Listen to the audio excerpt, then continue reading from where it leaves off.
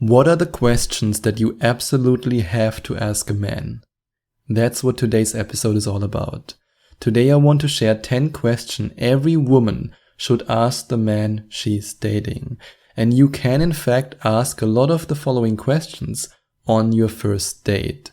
And of course, when you then transition into a relationship, then it's even more important to find out very fast who he is, what he wants, and if he's the right guy for you.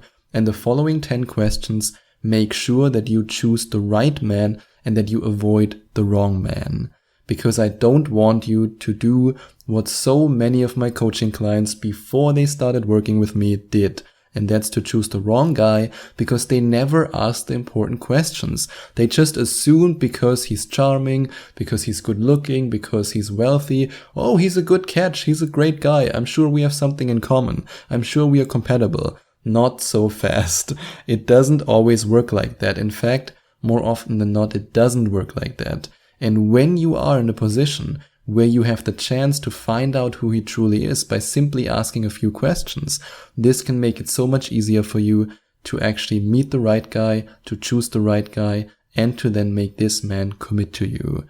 So, the first question I want you to ask him, and that's also one of the most important questions: why did your previous relationship end?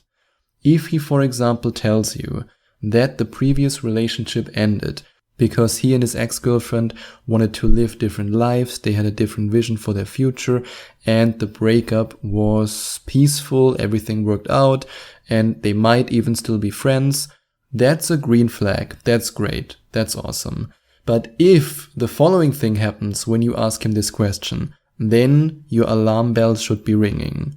My previous relationship, let's not talk about that.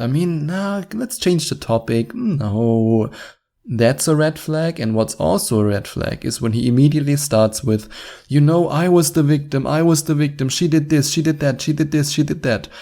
Usually, and that's just my personal experience as a coach and also as a human being, when somebody blames the other person 100%, then I would be careful with it. If they don't reflect on their own actions, if they don't reflect on what they did or why they stayed so long in that relationship, if it's only blame, then you have to be careful.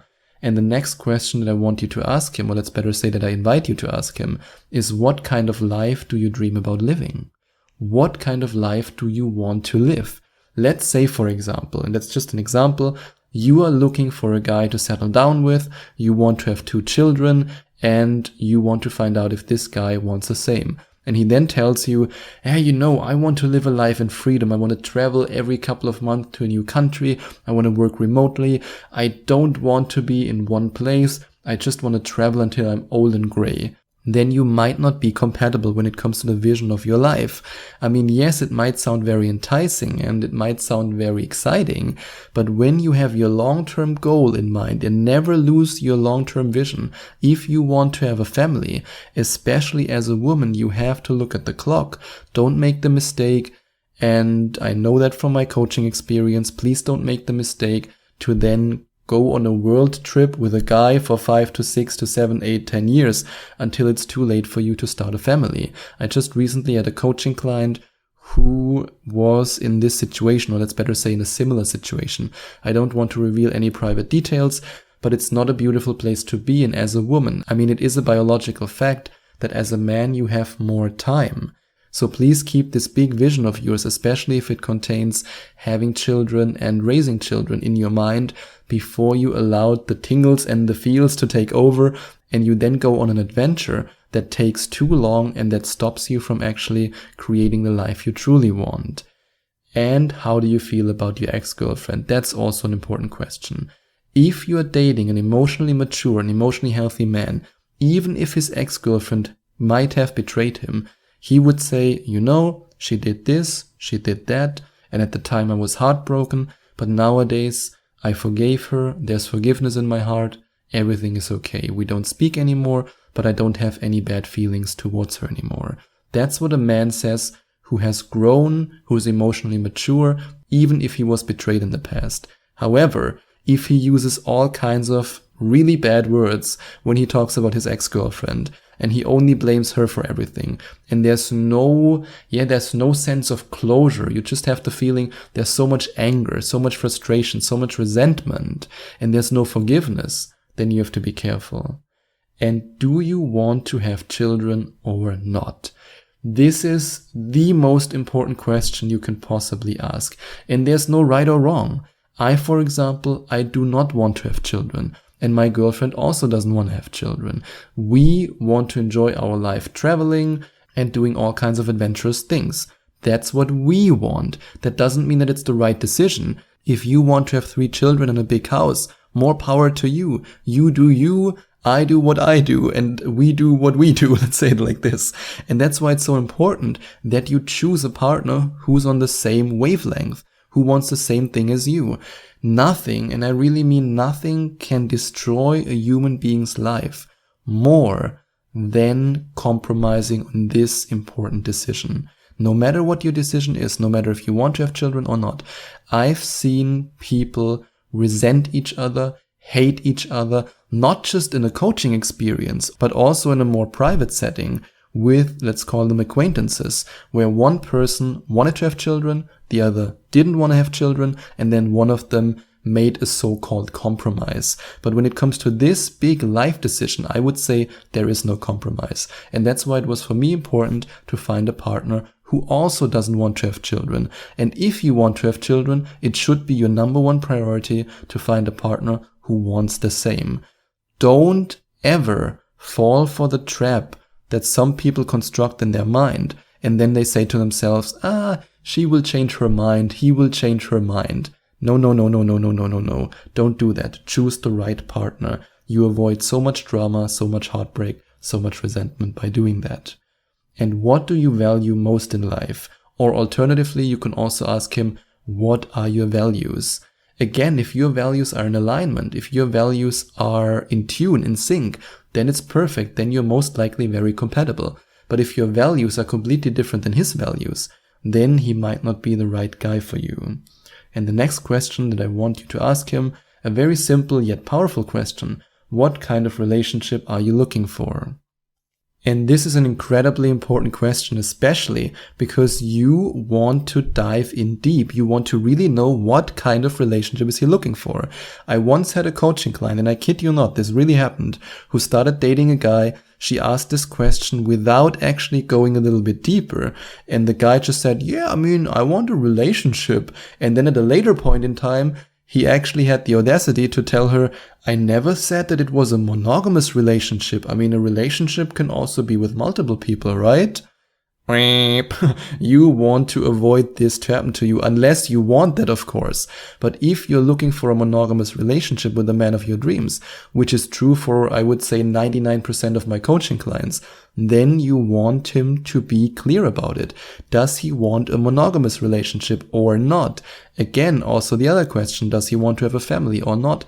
These are all incredibly important questions that you want to ask him, or let's better say that you should ask him, in order to avoid heartbreak, drama, and resentment. And when you then find a guy who's compatible with you, who has the same values, who wants to live the same life, and who has the same lifestyle and the same vision for the future, then of course you also want him to fall in love with you. And speaking of making him fall in love with you, there is actually a way how you can, after the first date with him, make him fall in love with you via text. And if you want to find out how you can easily do that, you can go to gethimkeephim.com/text, or you can click on the first link in the description and then watch this incredibly beautiful explainer video, or you can also go to gethimkeephim.com/chemistry if you prefer reading about this method and the psychology behind this revolutionary way of making a man fall in love with you. And now let's have a look at the next question. Why do you pursue me? Or you can also alternatively ask, what do you like most about me? And if he then looks at you and says, your boobs, your butt, then he might not be the right guy for you. I'm sorry. But if he tells you, I really like the way you think, I like the way you formulate ideas, I like talking to you, I feel safe with you, I trust you, that's the kind of guy you want to pursue. And the next question, what are your financial and investment goals? And here, of course, you have to be careful. You don't want to communicate to him that you're some kind of gold digger by asking him, hey, how much do you earn? However, if you communicate it in a way that you make clear to him that you're looking for a life partner, and for you it's important to have the same goals when it comes to finances, investment, and you're both in a safe and secure place when it comes to money, this sounds a lot better. And this also gives him the understanding that you care about your future and also the future of your relationship. And I truly believe that this is an important topic, because let's say, for example, you're a successful woman and you start dating a guy, you have no idea about his financial background, and then 2 years in the relationship he tells you, oh, by the way, I'm $150,000 in debt. Then you might have a wake-up call and say, what? Why didn't you tell me sooner? And then he might tell you, well, you never asked. And this leads me to the next very important question. At least it's important in my opinion. Maybe you have a different opinion on that, but I think it's important to ask him, are you drinking alcohol or smoking weed, and especially how much? I mean, I'm a very extreme guy in this situation, and so is my girlfriend. My girlfriend never had a drink in her life. She never had the desire to drink alcohol, and I love that about her. I, for example, don't drink alcohol. I drank alcohol just in normal quantities, I would say, as a teenager. Every now and then I had a little bit of a hangover, but never excessively. And in my early 20s, I decided that I do not want to drink alcohol anymore, because I embarked on a journey of self-improvement, of confidence, and eventually I realized I don't need liquid courage anymore. You might not see it as extreme as I do, but if, for example, you're on a date with a guy, let's say the first date, and he's drinking 3 beers within 2 hours of the first date, and it's 2 o'clock in the afternoon or 5 p.m. in the evening, or even if it is at night, be careful. I've coached some women who've been in relationships for way too long with men who were alcoholics and who were often also abusive, and they then told me that the signs in the beginning were already there. They just ignored them and said, he's into partying, he loves to have a drink every now and then. Be careful with that. Be very, very careful. And the last question that you should ask him, what's your vision for the future? And if you're already dating him, what's your vision for our future? And the answer to this question will tell you exactly if this is the kind of guy who you can imagine a future with. And if you can imagine a future with him, then I invite you to go to gethimkeephim.com/text or gethimkeephim.com/chemistry, and there you can find out more about how you can make the man of your dreams fall in love with you with a simple text message. And if you enjoyed watching this video, if you liked it, please give it a big thumbs up and leave a comment in the comment section below. Share your opinion, share your thoughts. I would love to hear from you. And I would love it even more if you would hit the subscribe button and smash that notification bell, so that you get notified whenever I release a new video for you. Thank you so much for taking the time to watch this video.